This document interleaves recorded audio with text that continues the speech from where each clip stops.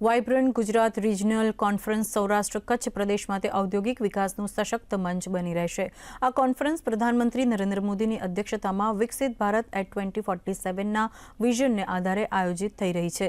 ત્યારે Morbi ceramic association દ્વારા સરકારના આ નિર્ણયને વધાવવામાં આવ્યો હતો અને જણાવ્યું હતું કે મોરબીના સિરામિક ક્લસ્ટરને આ કોન્ફરન્સમાં વિશેષ ધ્યાન મળશે।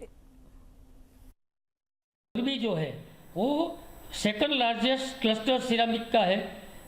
पूरी दुनिया उसको मोरबी को जानती है, लेकिन ये वाइब्रेंट के थ्रू जो भी वाइब्रेंट के अंदर पार्टिसिपेट रहेंगे, जो भी उद्योगकार वाइब्रेंट से जुड़ेंगे, उसको मैं मानता हूँ तक वाइब्रेंट का सीधे सीधा फायदा जो है उसको एक बूस्ट मिलेगा।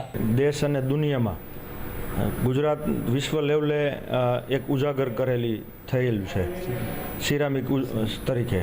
સિરામિક ઉદ્યોગ જે વિશ્વના પહેલા નંબરનું સ્થાન ધરાવે છે। પ્રધાનમંત્રીનું જે વિઝન 2047નું વિકસિત ભારતનું છે, તો એને સાકાર કરવા માટેનું બહુ મોટું બળ મળે એવું છે।